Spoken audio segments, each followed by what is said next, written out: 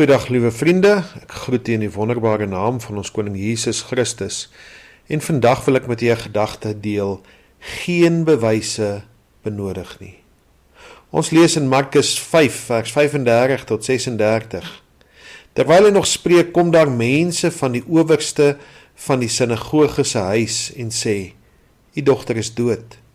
Waarom val u die meester nog lastig? Maar dadelik, toe Jesus die woorde hoor wat gespreek is, sê hy vir die owerste van die sinagoge, moenie vrees nie, glo net. Nou in die laaste ruk is 'n aansienlike aantal studies gedoen om die Bybel of bewyse in die Bybel en die gebeure korrek te bewys. Terwyl talle ongelooflike en dikwels betekenisvolle bewyse gevind is, dui ons soeke na fisiese bewyse op 'n paar rooi vlae. Ongelukkig dui ons volgehoue soeke om bewyse te vind dat God bestaan of bewyse te verskaf dat die woord waar is, korrek of geldig is, ons gebrek aan geloof in die woord en uiteindelik in God. Maar wat sê die woord? Eerstens moet ons kennis neem van Hebreërs 11 vers 6. En sonder geloof is dit onmoontlik om God te behaag, want hy wat tot God gaan, moet glo dat hy is en 'n beloner is van die wat hom soek. Dit stel dit duidelik dat ons nie na God kan gaan sonder geloof nie. Hoekom sou jy dan 'n aksie verrig as daar nie by jou 'n uitkoms bestaan dat die aksie die gevraagde resultaat sal meebring nie? Verder moet ons geloof in die Seun van God gesetel wees en nie in bewyse van sy bestaan nie. Johannes 3 vers 36 sê, hy wat die Seun glo, het die ewige lewe. Maar hy wat die Seun ongehoorsaam is, sal die lewe nie sien nie, maar die toorn van God bly op hom.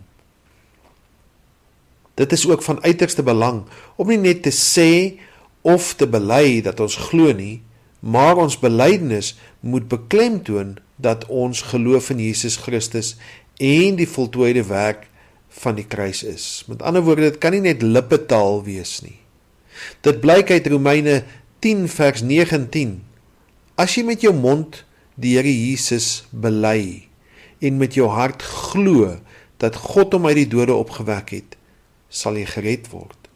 Want met die hart glo ons tot geregtigheid en met die mond bely ons tot redding. Ons behoort ook onwrikbare geloof te hê soos Abraham. In Romeine 4 vers 20 en 21 lees ons, en hy het nie deur ongeloof aan die belofte van God getwyfel nie, maar hy is versterk deur die geloof en het aan God die eer gegee en was ten volle oortuig dat hy ook die mag het om te doen wat hy beloof het. Die vraag is, het ons bewyse nodig vir die bestaan van God of wil ons deur ontdekkings of studies gerusgestel word dat die woord waar is? Al wat ons nodig het, is om te glo. Hebreërs 11 vers 1 en 2 sê, die geloof dan is 'n vaste vertroue op die dinge wat ons hoop, 'n bewys van die dinge wat ons nie sien nie. En nou kom vers 2 en sê, want daardeur het die mense van die ou tyd getuienis ontvang.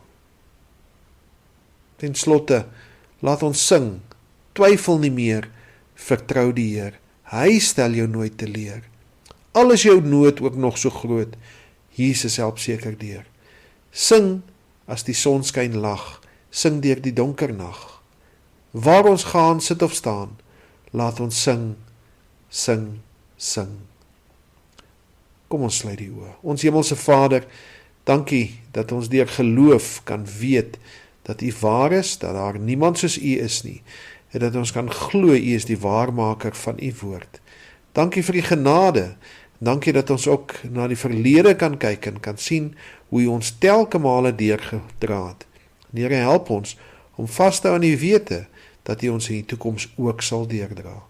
Ons bid dit alles in die naam van ons Koning Jesus Christus. Amen. Ek groet U tot volgende keer. Totsiens.